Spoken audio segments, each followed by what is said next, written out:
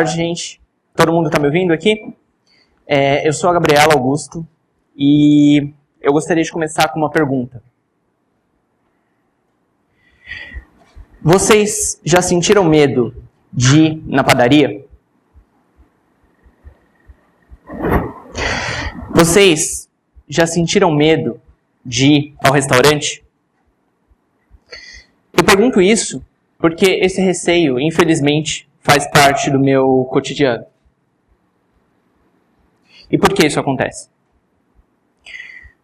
Eu poderia passar a tarde toda contando histórias, falando de momentos onde eu sofri algum tipo de violência, mas eu vou contar um caso específico que aconteceu comigo. Mas antes de contar sobre essa situação, uma informação extra para vocês. Como vocês já devem ter percebido, eu sou uma mulher trans.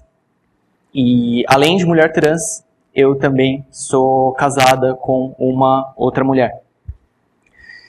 Eu digo isso, estou contando aqui para vocês, porque esse é um fato. Estar casada com outra mulher ainda causa bastante estranhamento nas pessoas. Ainda me perguntam, Gabriela, mas como assim você virou mulher?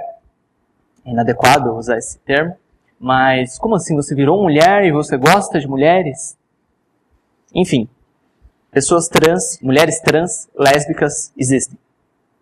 Ponto. Voltando à minha história, eu fui comemorar o aniversário da minha esposa. Era uma sexta-feira à noite, nós fomos em uma festa bastante famosa de São Paulo, não vou falar o nome da festa, e assim, eu e minha esposa chegamos lá e fomos à fila de revista feminina.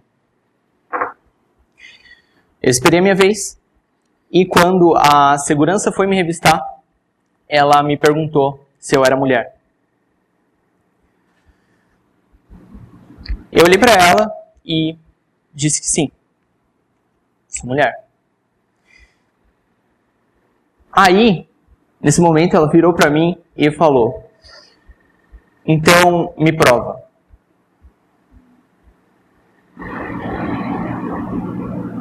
Eu parei um pouco, pensei e falei para ela, moça, você acha que isso é realmente necessário?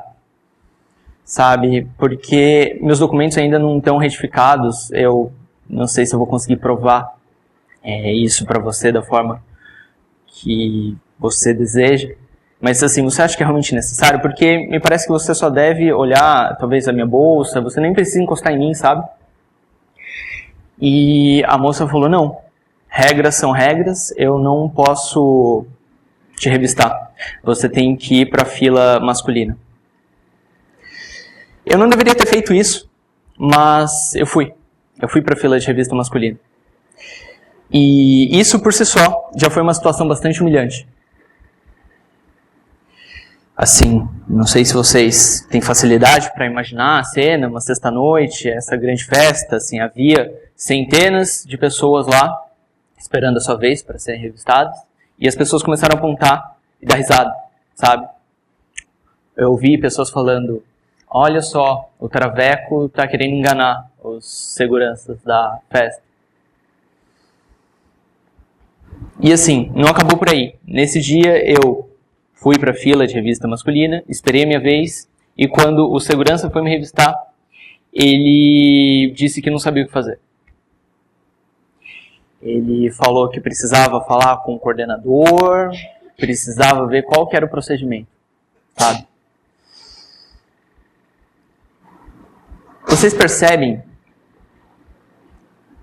que, olha só, tentem imaginar essa situação. Você saiu numa sexta-noite com alguém que você ama para se divertir. Assim, nós achamos que seria um momento que a gente teria uma boa lembrança, seria, enfim, uma noite de comemoração, mas não. É uma história triste que eu estou contando aqui para vocês. E assim, eu passo cotidianamente por situações parecidas com essa. Assim, eu acabei me tornando, talvez, posso usar o termo calejada, mas nessa noite A minha esposa, ela chorou bastante, sabe? Assim, foi uma situação bastante humilhante para nós e, assim, durante muito tempo eu me culpei por isso. Não só por essa situação específica, mas por estar fazendo quem eu amo sofrer. No caso, a minha esposa, mas também minha mãe, meus familiares. Eu me culpei durante muito tempo por tudo isso que estava acontecendo. Mas parando um pouco mais para pensar a respeito, eu cheguei à conclusão de que a culpa não era bem minha. Nesse caso, no exemplo dessa festa, eu culparia a empresa.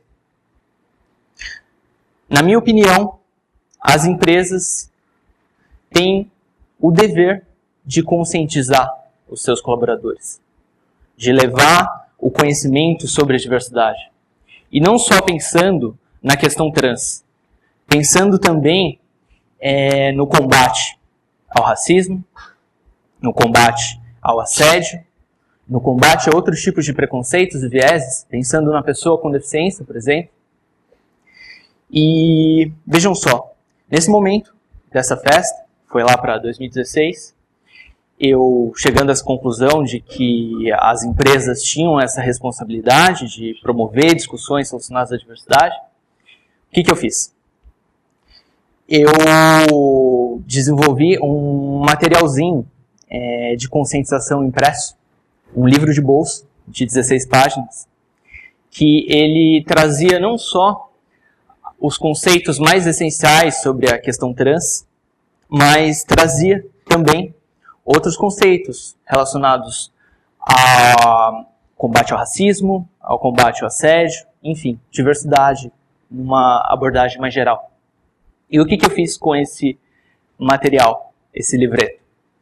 Eu saí, fui de porta em porta nas empresas, principalmente, não sei se vocês conhecem São Paulo, capital, mas eu fui principalmente nos bairros de Pinheiros, Vila Madalena, eu fui em restaurantes, eu fui em coworkings, eu fui em academias, bares, e eu sentava para conversar com os donos, com as donas, procurava entender qual que era a relação, a abordagem deles com a diversidade. Se já tinham tido algum caso de assédio, como que eles tinham lidado com essas situações.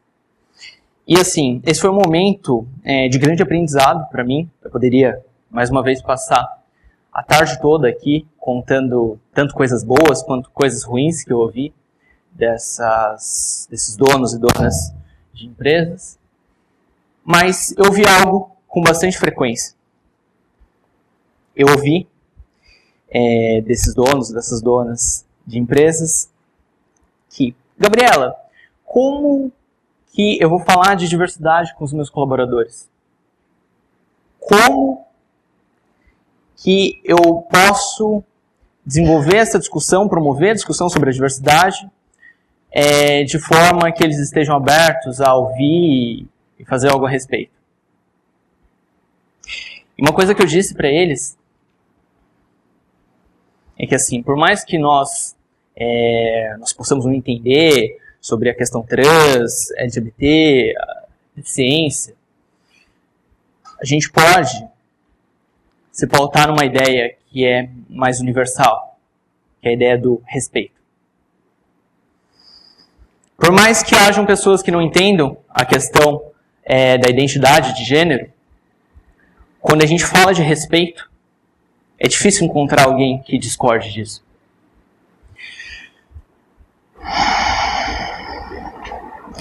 E assim, sabendo do valor da diversidade e se pautando nesse conceito mais universal, que é o conceito de respeito, a gente também precisa entender que para respeitar, a gente precisa conhecer. A gente precisa ter informações, sabe? Porque muitas vezes a pessoa pisa na bola, por exemplo, o uso de pronome. Eu não sei se vocês têm certa familiaridade com essas discussões, mas assim, não se fala o travesti. Certo? É a travesti, por ser sempre uma figura feminina. Muitas vezes as pessoas erram em conceitos mais básicos por desconhecimento. e não por maldade. Então, assim, se a gente se pauta na ideia do respeito, a gente precisa pensar também em como multiplicar essas informações e esses conhecimentos. Aí que entra uma outra ideia, o papel do aliado. A gente não precisa ser negro ou negra para ser um aliado na luta contra o racismo. A gente não precisa ser LGBT para ser um aliado ou uma aliada na luta contra a LGBTfobia. Todos nós, todas nós também, temos condições de pautar essas discussões nas nossas empresas, nas nossas organizações. Nós temos um papel de multiplicadores, sabe, desse conhecimento. Um exemplo que eu dei aqui sobre a travesti, da próxima vez que vocês ouvirem alguém falando o travesti, talvez seja uma ideia, falar, fulano, não é bem assim, sabe? Eu estive numa palestra e me falaram que é mais correto usar o termo a travesti. É importante que a gente entenda o nosso papel nessa jornada rumo a um mundo mais diverso e mais inclusivo, pensando que nós podemos ser multiplicadores desse conhecimento e, assim, uma coisa que é importantíssima também que a gente entenda, pensando nesse papel de multiplicador, de, enfim, promover essas discussões, é que quando nós estamos falando de diversidade, a gente tem que entender isso como uma busca, como um processo também. Não é do dia para a noite que as nossas organizações vão se tornar lugares livres de preconceito, livres de assédio, livres de qualquer tipo de viés e intolerância. Não é do dia para a noite. Não vai ser em um TEDx também de 18 minutos que a gente vai sair daqui totalmente desconstruído. Não. A gente precisa entender essa luta contra preconceito e outros tipos de violência como um processo. Entendendo como um processo, assim, para finalizar, acho que a grande mensagem que eu queria deixar aqui para vocês é que se cada um de nós, se nós fizermos a nossa parte, sendo pessoas que multiplicam esse conhecimento, se cada um fizer um pouquinho, eu tenho certeza que a gente vai construir sim um mundo mais justo e menos desigual. Muito obrigado.